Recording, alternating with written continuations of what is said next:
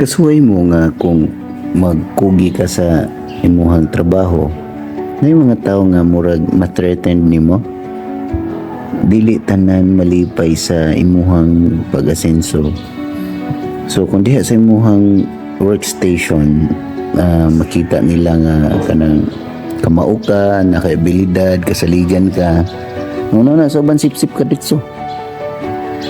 Nay ma-threaten, pero di no tanan ha, dili gyud tanan. Pero nay mga ma-threaten. Kay katupod sila aiming masagod sila sa higher position or sa position nga pwede nimong mailog gikan nila. O kay ikaw natural man nga nilihok ka, ila kang butangan og mga gitawag fundamental attribution error. Butangan na kanila og murag gi-attribute nila nimo nga sip-sip juga kuan juga kanang pasikat nga na ila na hunahuna, so ay paapekto ana kay naswayan ko na nagpaapekto ko. Ang resulta ako'y nakansi no? So ayaw na naman the moment na mo nang gibuhat imo gipakita nga angayan ka sa usa ka butang og natural nga angayan gyud atong posisyon na without even kanang sana aiming for it. You're the one fit for that position or for that job title. Well, katong uban nag-aim, di man sila fit para ato, nag-acquire pa sila skills, nag-acquire pa sila yung sa mga butang nga kinahanglan nila para ma-fit sila ato while you already fit for that position. So that's why threatened sila nimo. Ug mo na ang sad reality, no?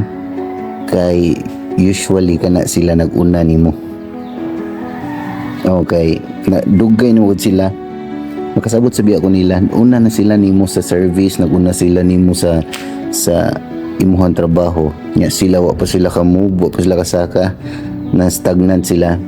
Then abot ka. Pero di na mo sa wala di na nimo sa. Pero maka-feel sila threatened kay uy, there's another person na naka-fit or fit ato nga position na ilang gi-aim or sa ilang adtuan unta next. Nya sila kay di pa man. So di man ingon na di ko na ako sila mabasol, pero murag natural instinct na nga ma-threaten sila nimo kay they aim for that for a very long time. Dili siguro very long time, pero for a while then niabot ka galit. So what are your thoughts sa imo ka sultian na angay ba nato nang ipadayon?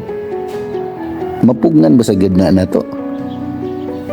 Or appeal na bagid na siya sa pangitabo sa workplace bisag asa nga workplace ka na belong?